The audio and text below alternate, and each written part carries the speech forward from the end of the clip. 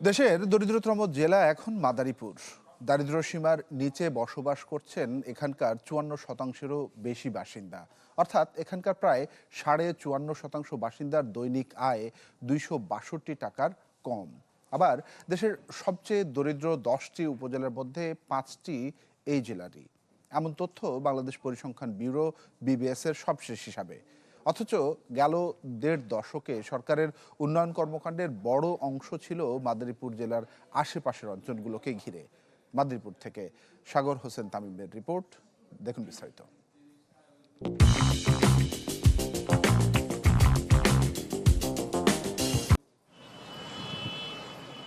পদ্মা সেতু পার হয়ে রাজধানী থেকে মাদারীপুরের যোগাযোগে লাগে ৩ ঘন্টার বেশি কিছু সময়। জেলার জনগোষ্ঠীর বড় একটি অংশই থাকে পূর্বাসে, যাদের পাঠানো রেমিটেন্সে স্বাচ্ছন্দ্যে চলে সংশ্লিষ্টদের পরিবার। তৈরি হয়েছে কর্মসংস্থানও। গেল ১.৫ দশকে সরকারের উন্নয়ন কর্মকাণ্ডের বড় অংশই ছিল মাদারীপুর জেলার আশপাশের অঞ্চলগুলোকে ঘিরে। তা সত্ত্বেও বিবিএস এর হিসাব বলছে, দেশের দরিদ্রতম ওই জেলার দারিদ্র্য সীমার নিচে বাস করছে এখানকার ৫৪% বাসিন্দা, যাদের দৈনিক আয় ২৬২ টাকার কম। হয়তো আমি গরিব, আমার ভাই ব্রাদার গরিব না। আমার ওই ৫টা ভাই বিদেশ করছে, প্লাস ৫ ভাই ৬টা ছিল ইটালিতে। আগে ছিল গরিব, এখন বর্তমানে না। বর্তমানে স্বয়ং সম্পূর্ণ আছে ইনশাল্লাহ। যারা বাহিরে আছে তারা ভালো আছে, যারা আমরা গ্রাম পর্যায়ে কৃষিকাজ করি তারা ভালো নেই।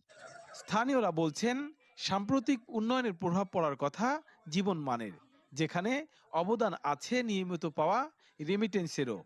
আবার তৃণমূল পর্যায়ে রয়েছে ক্ষুদ্র ও কুটির শিল্পের ব্যস্ততাও। ফলে অসঙ্গতি থাকতে পারে তথ্য ও উপাত্তে। যদি বিদেশি টাকা পয়সা যদি না আইতো তো এই বাংলাদেশ তো এখন অচল হয়ে যেত। আমরা তো দেখি মাদারীপুর গরিব নয়, এটা বিদেশি আয় বা ব্যবসা বাণিজ্য বিভিন্ন প্রতিষ্ঠান মাদারীপুর অনেক ভরপুর আছে।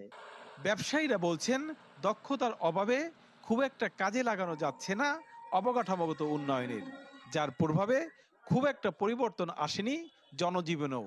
পদ্ধতিগত জটিলতায় মোটা দাগে তৈরি করা যায়নি বড় আকারের কর্মসংস্থান। আর পরিসংখ্যান কর্মকর্তা জানালেন, ১১৯টি ক্যাটাগরির আলোকে মাঠ পর্যায়ের তথ্যের প্রতিফলন এই প্রতিবেদনে। ব্যবসা বাণিজ্য মাদারপুর জেলায় একদম খারাপ বললে চলবে না। সেই হিসাবে তো মাদারপুর জেলা যে আকারে সর্বনিম্ন পর্যায়ে যাবে, আমি এটা নিজেকে অতটা আমি এটা মেনে নেওয়া যায় না। ২০২২ সালের জনসমুদ্র গৃহগণনার যে ডাটাবেস, এই ডাটাবেজের উপর ভিত্তি করে স্মলার এস্টিমেশনের যে ম্যাথোলজি ১১৯টা ইন্ডিকেটরের উপর ওটা ইনপুট করে এই রিপোর্টটা করা হয়েছে। বিবিএস এর তথ্য বলছে, দেশের সবচেয়ে দরিদ্র ১০টি উপজেলার ৫টি মাদারীপুরের উপজেলা। ফলে জেলার শিল্প কারখানা স্থাপনের মাধ্যমে দীর্ঘমেয়াদী উন্নয়ন পরিকল্পনার দাবি স্থানীয়দের। সাগর হোসেন তামিম, চ্যানেল 24, মাদারীপুর।